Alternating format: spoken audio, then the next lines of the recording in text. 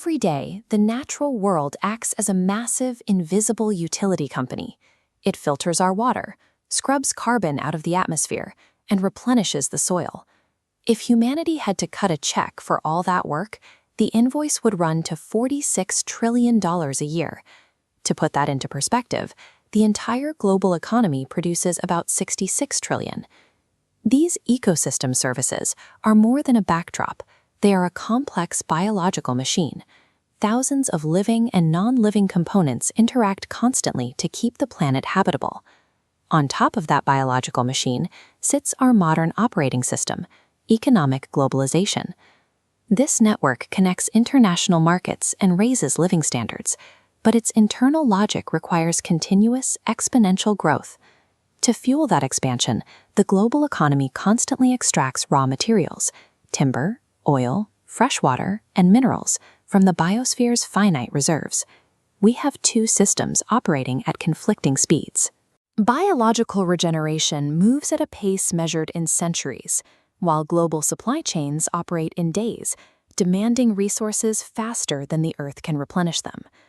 This creates a physical bottleneck. We have to ask what happens when an economic model built on infinite growth hits the hard limits of a finite planet. Pushing products across oceans and continents requires a massive transportation grid. Because ships, trains, and trucks rely almost exclusively on hydrocarbons, economic progress remains physically tied to the burning of fossil fuels. Securing those fuels comes with an immense local cost. In the Athabasca oil sands of Alberta, Canada, vast tracts of boreal forest have been replaced by this tiered excavation, a permanent scar on the landscape created to feed global energy demand. This reveals a gap in how global wealth is distributed. While international organizations and corporate boards manage the supply and collect the profits, the local ecosystems pay the physical price. This process isn't limited to energy. On the island of Borneo, the worldwide appetite for snacks and cosmetics drives the clear-cutting of ancient rainforests. This image shows the violent dividing line between a healthy habitat and the flattened dirt of a palm oil plantation. This shift in geography highlights a growing tension in how different countries are expected to manage their resources. Developed nations built their wealth by clearing their own forests and burning coal for over a century.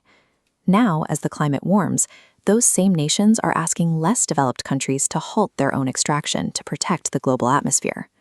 The global economy systematically pushes its environmental costs onto the world's most vulnerable regions, creating an unequal burden for the planet's survival. Biological systems are tightly integrated. When global demand strips away a single piece of a habitat, it triggers the cascade effect. Removing a key species or clearing a patch of trees weakens the connections until the surrounding structure falls apart. Without trees to anchor the soil, rainwater rushes over the surface, eroding the land and carrying chemicals into streams. Eventually, those waterways transport millions of tons of single-use plastics directly into the ocean. This is a sample of water taken from the Great Pacific Garbage Patch. While the patch is often described as a floating island of trash, this jar shows the actual threat, a dense soup of microscopic plastic confetti. These fragments are indestructible. Small marine organisms eat them, and because the plastic remains in their systems, the toxins concentrate as they move up the food chain, eventually landing on our dinner plates. This logic of commodification eventually moves past consumer goods and into the biological necessities of life. As the world's fresh water supply shrinks, it is increasingly treated as a privatized commodity. This cartoon illustrates the result: water being pumped into bottles for profit, while the local population faces a growing shortage. When the rules of commerce override the laws of biology, the natural world stops being a life support system. Survival itself is reduced to a line item.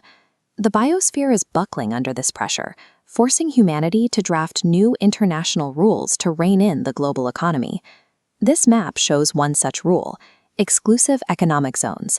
By drawing these colored boundaries 200 nautical miles off the coast, nations can legally control resource extraction and limit the depletion of ocean life. Broader attempts, like the Kyoto Protocol, brought delegates from around the globe into these halls to negotiate limits on greenhouse gas emissions driving climate change. Fixing the problem requires a new core model, sustainable development. As this diagram shows, the economy, environment, and social community must overlap to meet our needs today without robbing future generations. If we ignore any circle, the system remains unstable. Individually, we can apply friction to the system by repairing what's broken, refusing single-use plastics, and rethinking our needs. We slow down the disposable supply chain. The global economy is too integrated to simply shut down. Instead, the focus must shift from pure resource extraction toward long-term management and preservation. In the clash between the economy and the earth, humanity holds the power to rewrite the rules. A society's legacy is found in its creations, and its character is proven by what it refuses to destroy.